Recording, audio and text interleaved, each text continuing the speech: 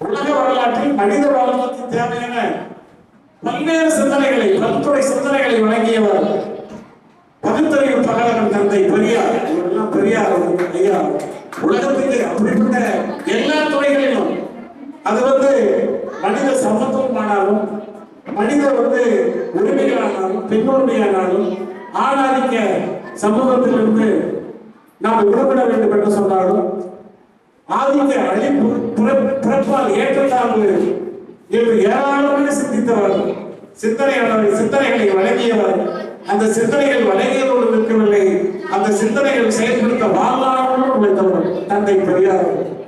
தன்னுடைய 95 வயது வரைக்கும் அவர் சாவதற்கு 3 நாட்களுக்கு முன்னாடி வரை உழைச்ச 95 வருஷம் அந்த உடல்நிலை குன்றிய பொழுதும் ஓயாமல் இந்த மக்களை இளைஞர்களை மக்களாக விட்டு நான் சாக மாட்டேன், இந்த மக்களுடைய உயர்வுக்காக தன் வாழ்நாள் முழுக்கும் தமிழகத்துடைய பட்டியலுடைய எல்லாம் உழைச்ச ஒரு உயர்வற்ற தலைவர் சொல்லி சொன்னால் தந்தை பெரியார் தான். அந்த உழைப்போடு இல்லாமல் ஒரு அந்த உழைப்பை வெளிப்படுத்துவதற்கான பத்திரிகைகளை நடத்தினார், குடியரசு நடத்தினார். அதன் மூலம் தன்னுடைய கருத்துக்களை, எண்ணங்களை மக்களுக்கு பதிவு செய்து அதன் மூலம் வெளிப்படையை செய்தார்.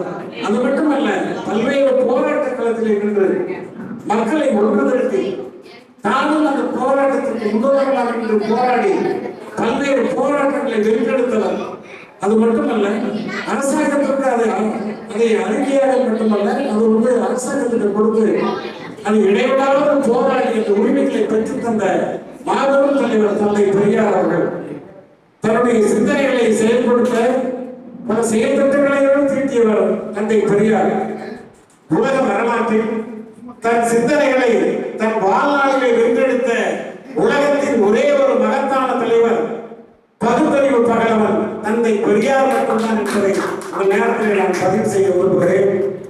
அது மட்டுமல்ல, அவர் இறந்து 50 ஆண்டுகளுக்கு பிறகும் இந்த நாடு, தமிழகம் மட்டுமல்ல, இன்றைக்கு சமூக நீதியை, சமத்துவத்தை, இடஒதுக்கீட்டை இந்திய தேசம் முழுமைக்கும் கொண்டு செல்வதற்கான ஒரு வாய்ப்பாக அவருடைய உழைப்பு அமைந்திருக்கிறது. சிந்தனை இருந்தாலும் அந்த உழைப்பின் மூலம் தான் நாம் உயர்வு பெற்றிருக்கிறோம்.